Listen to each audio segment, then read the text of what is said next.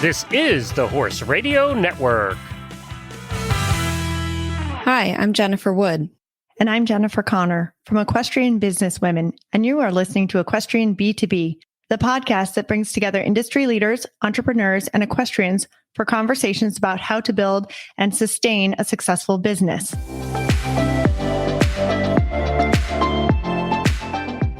On today's show, we will discuss how to provide great customer service and great products. We will explore ideas on balancing both sides of the guests' businesses, learn how to get goods from suppliers into the hands of customers, and navigating all those relationships along the way.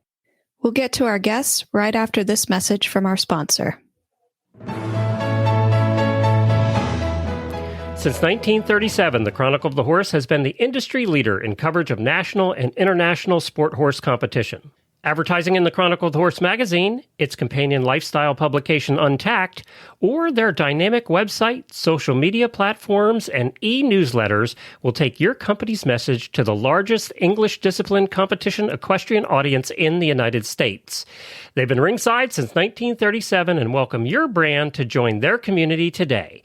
Visit them at koth.com, that's C-O-T-H, for chronicleofthehorse.com. Our first guest, Adrienne Marciano, fell in love with horses and riding at an early age. After receiving a marketing degree at St. Joseph's University, she went on to win many competitions as an amateur rider, including Best Amateur Jumper Rider at the Devon Horse Show. In 2016, she started a cruelty-free brand that combined her two passions, her love of animals and fashion. Her brand, Laspari, gained notoriety after she designed and introduced the very first elastic belt with a flat interlocking clasp to the equestrian marketplace.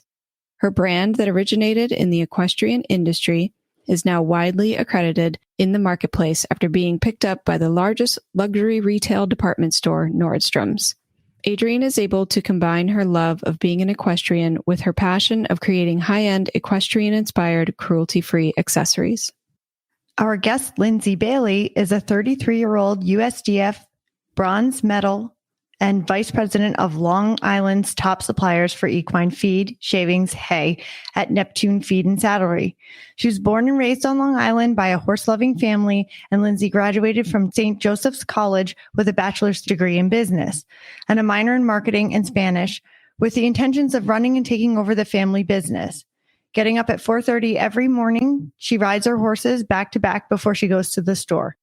Lyndsey finds time to do equine nutritional consulting and continues to focus on expanding the business in every way possible.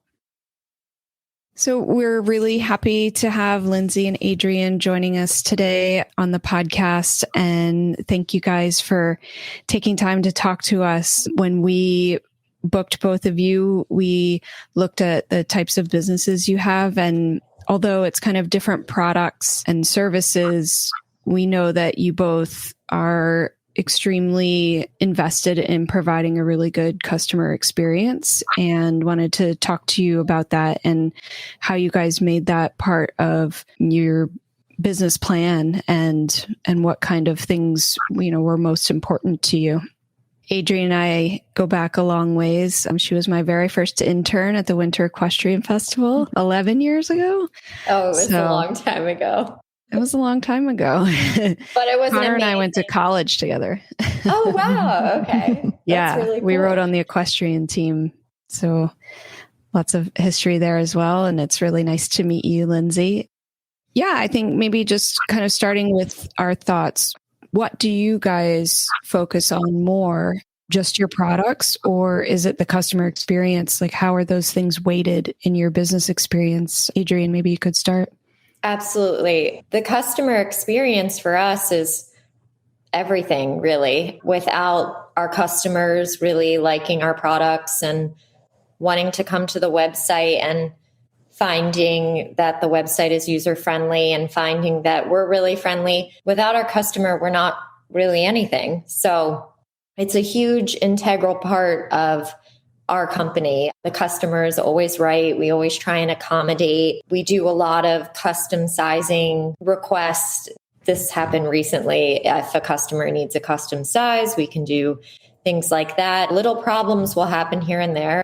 And it's everything about how you handle the situation. And I'm lucky I had a lot of experience, not just with you, which was an amazing and incredible experience to be able to work alongside of you. I learned so much. And a lot of what I do now the premise was really learning about the press releases and how to write them and how to keep people excited. And that was just so useful. But I also had some other jobs doing what people would consider to be menial, working in Bloomingdale's at the fragrance counter in between jobs at one point, and just really seeing from there's corporate and then there's all the way down, and really interacting with the customer. And if a customer is frustrated, you have to sort of fix that experience.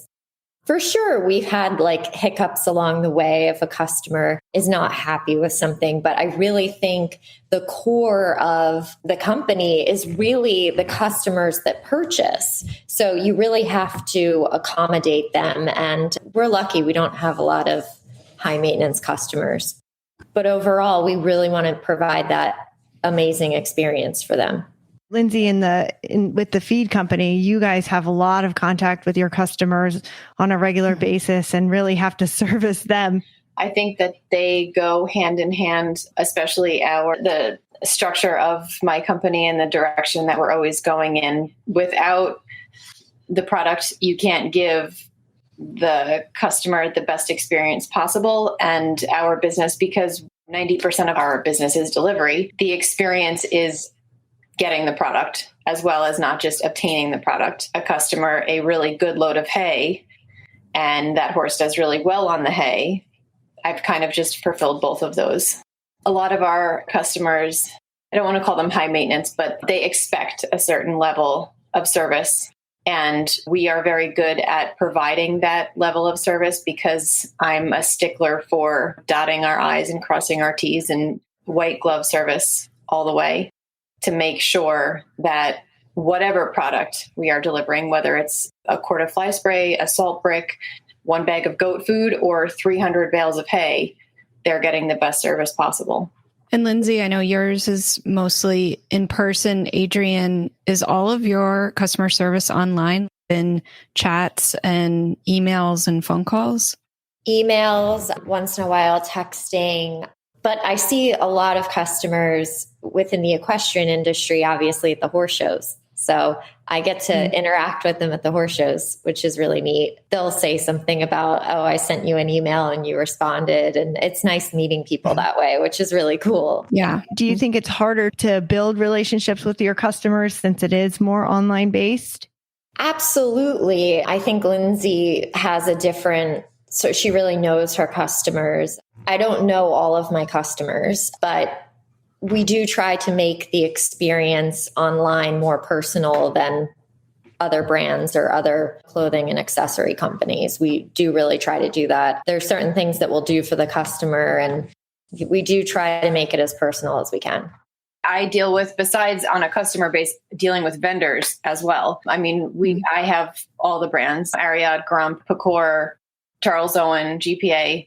And I mean, dealing with vendors on a firsthand basis as well, like what Adrienne is saying, I'm also purchasing from vendors like Adrienne. So in order for me to have a good experience, to be able to pass that experience on to my customer is crucial. So I think that everything that she's saying is 100% accurate and spot on to be able to give that, even whether she's not getting to meet the customers firsthand and talk to every single one of them on the phone or via text message.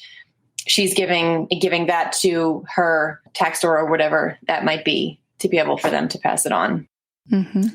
So just to touch on the question that you asked, Jen. So we really try, as I said before, to make it personal. So this year in Wellington, we sort of tested out, since it's a small area and there's a high concentration of our customers in this area, we did something with local deliveries.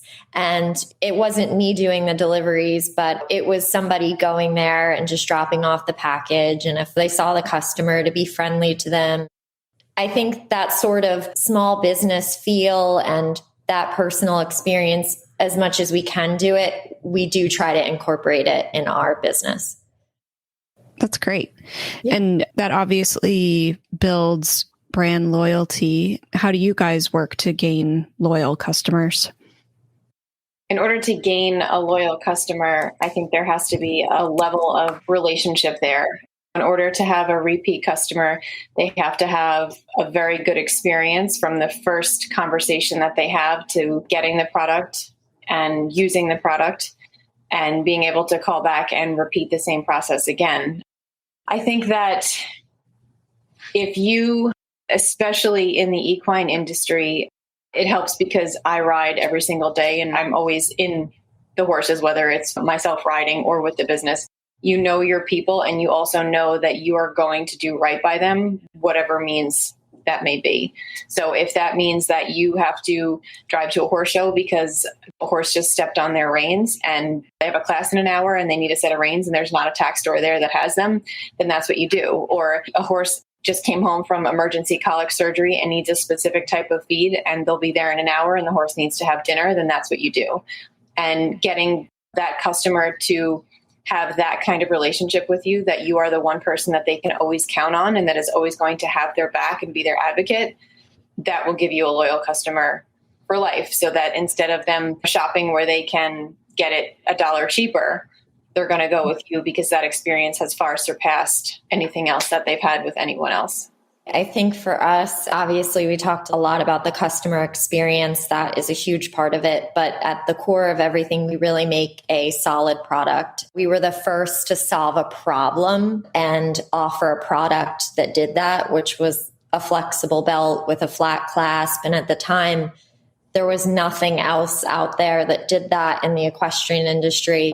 We're not saying we invented the elastic belt by any means, but we were the first to bring it to the equestrian market. And now there is a lot of other little brands that have emerged because of that. And that's great for them. But our product is solid. If there's a problem ever, we, like we said, have great customer service. And I believe our products are truly unique. I mean, every season there's a collection and there's a lot of people excited about our collections. And with every season, it brings a new collection and people love the products and they know they're really well made and they know they solve a problem. And I really think the customer service and the product really create a loyal brand following. And it's interesting because they want the original.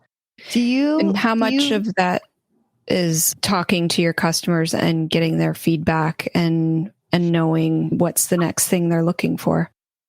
I do listen to customers and I try to take in all the feedback, but the reality is I sort of just have inspiration for different collections. And instead of, for instance, traveling on the road to Traverse City where I really want to go, I sort of hunker down in the summers and I plan all my collections for the following year. It's really, I love showing at WEF, but I found that traveling a lot, I can't create. We're at a pivotal point right now, partnering with Nordstrom's. I really want the brand to succeed and I plan for the long term and God willing, it works.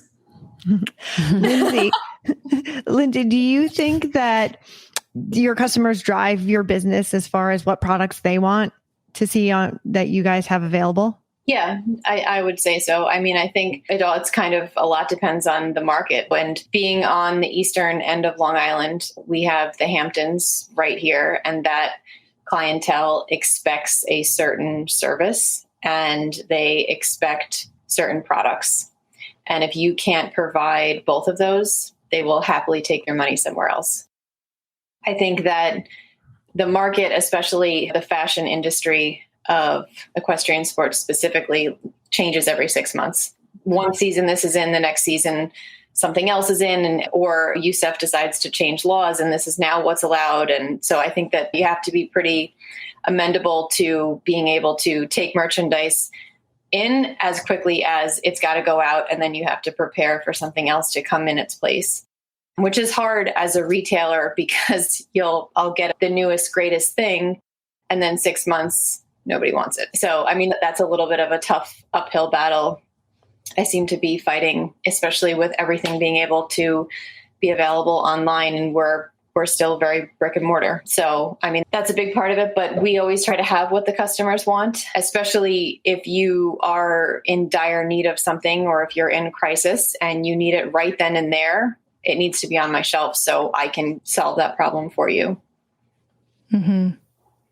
And I think that is the difference in your company, most likely, is if you don't have an online presence and it's not something people can immediately satisfy online, but they know they can call you and get that sort of service and delivery, and you're taking care of them, that makes a huge difference, I'm sure. Yeah, definitely.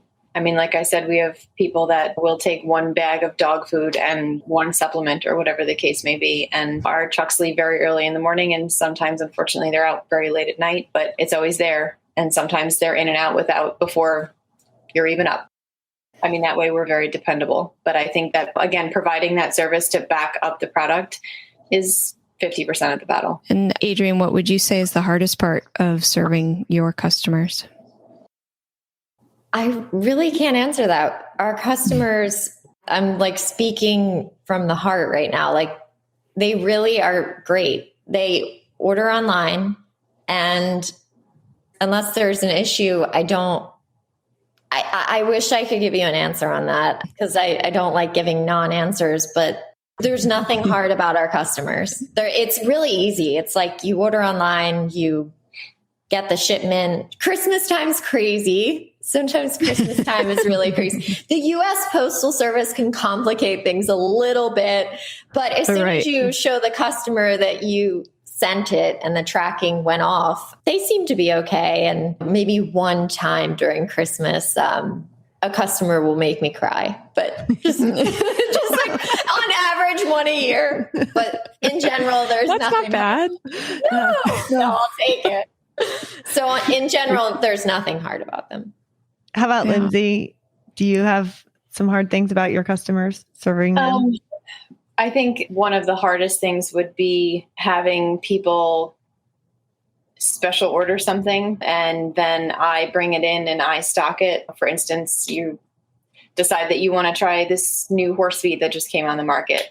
So I bring it on and they're getting it, 3-4 bags a week. And then all of a sudden they decide to change their mind without telling me. And now I'm stuck with 20 bags of feed that I can't return and nobody wants. So that's a little challenging. And I would say that would probably be one of the biggest hurdles to overcome, because again, coming back to what Adrienne was saying, the customer's always right. It's not their fault. It's not our fault. It's just kind of one of those things that we all have to chalk it up to. Unfortunately, it happens and it's part of business and you just have to roll with the punches. Lyndsey, do you have those are some of those costs that you incur, right? Yes. In that. Yeah. Do you have to set boundaries with your customers, Lyndsey? We do, unfortunately. Because we service all of Long Island and we are the biggest feed store on Long Island. We, especially in the summertime, we are very busy. We are the sole provider for the Hampton Classic Horse Show in August. And I mean, the trucks leave at 5:00 in the morning, and on a good day, they'll be back 3-4 o'clock in the afternoon. But sometimes, unfortunately, when it's really busy, I have drivers out until 9:00 at night, which is not ideal. And sometimes if a person were to call their order in late, and we always try to be as absolutely accommodating as we can be, and we take the order. But because how things get loaded in the warehouse, if that customer now has to go on a second truck and they're not going to get their order until 5:00 the next day because they forgot to call in their order, then when they call and they're very upset and they're yelling at my staff because they haven't gotten their order yet, there has to be some boundaries set and some, realistic expectations of we're going to make it happen. But unfortunately, I can't just, click my heels 3 times and it appears in an hour. So in that way, yes. And unfortunately, with the ways of the world and COVID in 2020 being a crazy year that none of us have seen before, I had to set some other boundaries as far as accounts receivable and what people were and were not allowed. Everybody went through a little bit of a financial, I don't want to say crisis, but strange time for 2020. And we will do the best that we can to accommodate and to hold everyone's accounts for as long as we can. But we're also not a bank. And we are a small business. There's only so much I can do. Yeah, there's being understanding and giving a grace period. And then we need to make our income too, right? Right.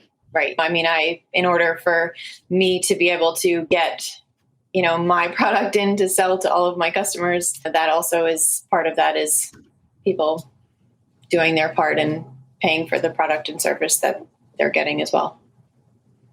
For sure. And this maybe I think is a question more for Adrienne, because I'm not sure there would be a difference in what you do, Lyndsey. But Adrienne, do you notice any purchasing habits that are different from men versus women? Definitely.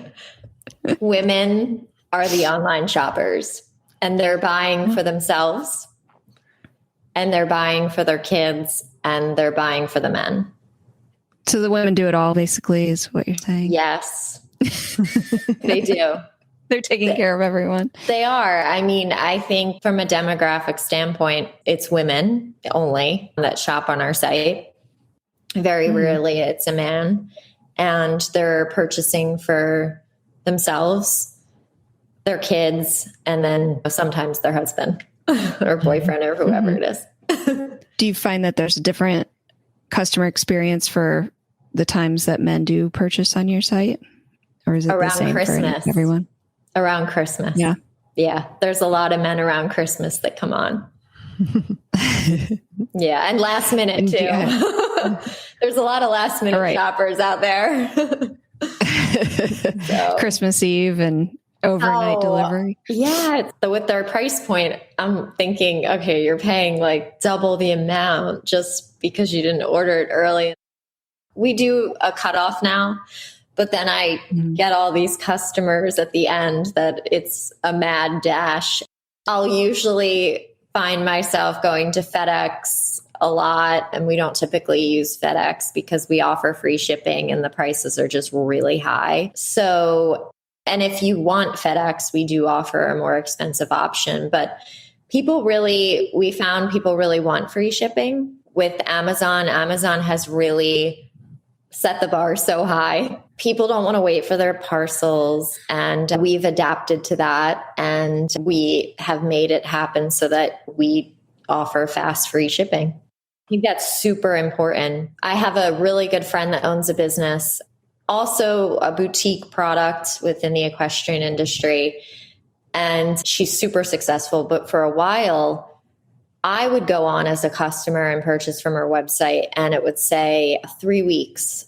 So she came to me recently and she said, I need to change something. I don't know what's going on, but my online sales have been down. And I said, listen, I'm going to speak to you from a customer standpoint. When I go on your website, I'm just more inclined to go locally to shop your product. I'm not really inclined to buy it online because when you see that it's going to take 3 to 4 weeks to ship. So she changed it and sort of relaunched her website. And she called me the other day and she was like, wow, there's such a difference because people just don't want to wait. I don't want to wait. You go on Amazon Prime and you pay $100 for the year, right? And it's right. Yeah. And you get it in a day or two. Yeah. And I know, Lyndsey, you mentioned earlier dealing with vendors and you're the customer in that situation. You're purchasing for them to get the products in your store. How do you pick the best suppliers to work with? And are there any non-negotiables that you have in that relationship? Unfortunately, a lot of this also stems back to what the customers want. It's not always about what I want. It's about what the customers want. And I have to bring in the companies that will fill that niche for whatever the customer is looking for or whatever is speaking in the market right now. A lot of the vendors are great to work with, and there's a lot of support. They're very helpful and they're very kind and accommodating and do everything that they can. However, there are some vendors that will not do the right thing by you and give you their word and then go and open someone else that's a few minutes down the road, or promise you that there won't be any competition, and then suddenly next door feed store right next door has the same product. That's really frustrating at times, but unfortunately I think some of that you learn to get a thicker skin and deal with, and it's just kind of part of doing. But I would say that's specifically the lack of support there with when they put you as a primary dealer and they make all these promises to you. And it's the same thing that if we do with our customer, if you tell me something that you're going to do, I expect you to hold true to your word and that you're going to do that, just as I do to my customers, because I feel that is something that's very important. We'll have more with Adrienne and Lyndsey right after you hear more from our sponsors. Hi, I'm Piper Clem, publisher of the Plaid Horse magazine and host of the Plaidcast on Horse Radio Network. Do you have questions how price is determined in our industry and who is working in your best interests and the inner workings of how the equestrian community functions? What are your best choices with a limited budget? How do you expand your equestrian horizon? If any of these have been your questions over your time in this sport, check out theplaidhorse.com/college. I teach college credit classes at Clarkson University, where you can learn about the intuitive right decisions that can actually be wrong, norms and customs masking irrational decision-making, and business as usual looks very different under an economic microscope. Learn more at theplaidhorse.com/college. These are online asynchronous classes designed to work around your horse show schedule and open to everyone. Last semester, we had people ranging from age 13 to 60. So come join us, learn more at theplaidhorse.com/college, and learn to calculate the true value of an investment in this industry. Learn to play the game by making the most of your resources, and learn to think more productively, more creatively, and more rationally. This is a masterclass in understanding the incentives in the horse world. So, Adrienne, what are your thoughts on providing your product to retailers? I just want to touch on one thing that Lyndsey said. I want to touch on the fact that because she's talking about something from a different perspective, and then I'm the other perspective, right? One of the things that we did early on and that I've been really proud of is if you go to a horse show, you don't find our product in every mobile unit. So that's for two reasons, right? So the first reason is the retailers really don't benefit if you sell your product to every mobile shop at the horse show, because then they're all carrying the same product. So I never understood that as a consumer, that I would go in and I would see X product at every shop and mobile unit at the show. So I forget what the second point I was going to make was, but that you don't want to oversaturate the market, because you want to try to position your brand to be exclusively offered, right? Because it's not exciting to walk into a shop and see that product in that shop and then the one next door. I think also you have to look at it from a few perspectives. But it's interesting that Lyndsey said that she carries brands and then down the street they'll carry the same brand. I don't think that's fair to do personally. They're not thinking clearly, or they're not financially able to do their product exclusively with you. And I can understand that. Unfortunately, I don't mean to interrupt you. Most of the companies that do that are huge corporate companies that It's crazy that they can afford to put the product in one store and really focus on that one store and have that one store do well. But instead, like you said, they oversaturate the market, and the long-term investment on that is not a great return, because you shove something in somebody's face and then it becomes a price war and you're just devaluing the product time and time again, but they don't understand. You're devaluing your own product. That's something I just never understood. I was shopping around at horse shows and you go and get a hat, and then the hat is next door at the other boutique. definitely it's interesting hearing your perspective because we have a lot of mom and pop shops and we want to keep those shops. It was quite challenging though during COVID because they wanted to all of a sudden put everything online. And within our contract with our retail, that's just not an option because we do such a big business online. And our promise to them is that we'll keep it local and we'll just keep it in your shop. And we're not going to go into every other shop at the horse show. But at the same time, we need to maintain our online presence as the only place to go and get Laspari products. And I also did that for another reason was years before, if we were to get a big online retailer, which we did. So it was attractive to them to know that we weren't on the internet and searchable and found and bought everywhere. So I think that's a great business model to have, and I applaud and respect you. Oh, you're sweet. Thank you. Thank you. Adrienne, I wanted to know if you consider yourself having two different types of customers now that you're in Nordstrom and the equestrian world. Do you think that's two different worlds, or are you servicing kind of the same people? I think we're pretty much servicing the same people. I don't interact with the Nordstrom customer. The fulfillment center does, but hopefully they come on to our social media sites and are excited about their product. It seems like it's going, knock on wood, really well. So, and you have control over the designs and what goes to Nordstrom? They pick the buyer picks what she wants in the shop. I don't choose. I think there's 4 styles they just picked us up a few months ago. There's 4 styles from the rose gold collection currently, and they keep selling out, which is great, but we're struggling to a little bit keep up with the demand. And then they now carry 4 styles of our new summer collection, which is really exciting. It's really cool. That's really cool. I think you kind of touched on something of when your product gets picked up by someone who's selling it and you don't have the contact with those customers. I think that's where your kind of online presence and your, like you said, your social media pages and everything become more important so that hopefully people are engaging with you that way, even if you don't get to be the person on the other end of the purchase. Absolutely. I think all your Instagram really does is create a brand image, right? And we try to create our brand image through social media avenues, Instagram being our biggest one. Great. I wanted to thank you guys for coming on and talking with us.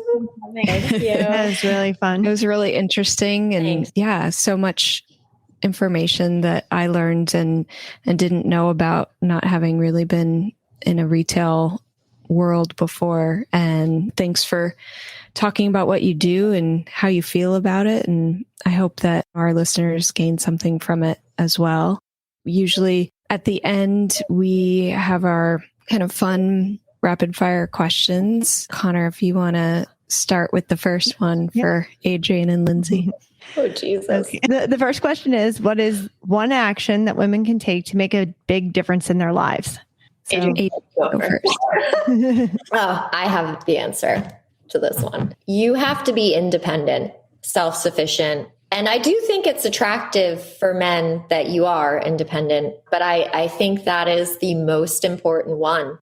And as somebody that has previously been, I don't want to get too personal here, but, in a bad relationship or two, it's really important that you maintain your integrity and your independence. Being able to rely on yourself. Yes, absolutely. Lyndsey, how about you? I would say it kind of ties into what Adrienne was saying, but like specifically with women, I feel like don't let somebody knock you down. If you feel very strongly about something, there's always this like, women are crazy. If you feel very strongly and it's something that is important to you, don't back down for anybody. Stand up for yourself and be true to yourself, and whatever that means, that you hold that very dear to your heart. People need to have as much respect for you as you do yourself. What she said. Great. Your second question is, Lyndsey, you can start with this one. What is the best habit that keeps you motivated? What gets me motivated, I think, is proof is in the pudding. So if you put the time and the effort in and you dedicate yourself to whatever that is, whether that's riding or growing a business or creating a new product or getting new customers, I come from a very dedicated, hardworking family that once you start to see results, you have to feed off of those results, and you're only going to get better and you're only going to get stronger the more you persevere and dig into that. And that's kind of the biggest motivator to me, is just that desire to succeed and always better myself. I hold the bar very high for myself and for my company, and just average is never good enough. You have to be better than just average, and you have to set yourself apart from everybody else. Great. And Adrienne? So I don't quite remember the question, but I do remember habit. And the immediate thought in my head was riding horses. So that's what it was. I remember that word. Yeah, I think riding for a lot of people keeps their motivation and reminds them why they're in this business and why they work so hard to do what they do, because it gives them the opportunity to be around horses, or it provides the mental break that you need from life, or when things get hard, horses can always still be there for you too. So I think people often do forget to live in the moment. Like, for instance, you have a really good ride, or you feel like you have a really good ride at a horse show, and you just, I do dressage. So like, you just came down your final center line and you saluted to the judge and you feel really good about your ride. If you feel good about how you rode and how your horse performed, that needs to be embraced before you get out of the ring and your coach says, you did that wrong. I think that sometimes we don't give ourselves enough credit. And it goes back to that. Like, you feel like you've done well, you live in that. Stop letting people take the joy away from you. Great. So our third question is, what is your favorite horse movie? So Adrienne, you want to go first? I remember I was probably 12 or 13 years old, and there is a movie called Wild Hearts Can't Be Broken. Yes. Yeah, where she does the diving. Yes. It's amazing. It's amazing. And Lacey Marone, my really good friend, we watched it together. That was a great movie. Yep. How about Lyndsey? How about yours? I'd probably have to say mine is always Seabiscuit, no matter how many times That I watch it. I can never get enough of it, because the underdog's always got to win. Yes. Yes. That was a good one. I feel like a lot of horse movies are about the underdog winning. Mm-hmm. It's always a long shot. All right. Thank you guys so much. Wrap us up. Thanks, guys. Thank you. Really appreciate you taking the time, and hope you continue on your success with your businesses. And we can't wait to see what else happens. Thank you so much. Bye, guys. Bye. Thank you. So I think that the customer experience is really important. And I think that's what these ladies really helped us kind of learn and talk about, is the relationship that they have with their customers. And it's so different between the two of them, right? I was just going to say that. Yeah. They service so many different kinds of people. And I really liked hearing them talk about customer experience being so important to both of them.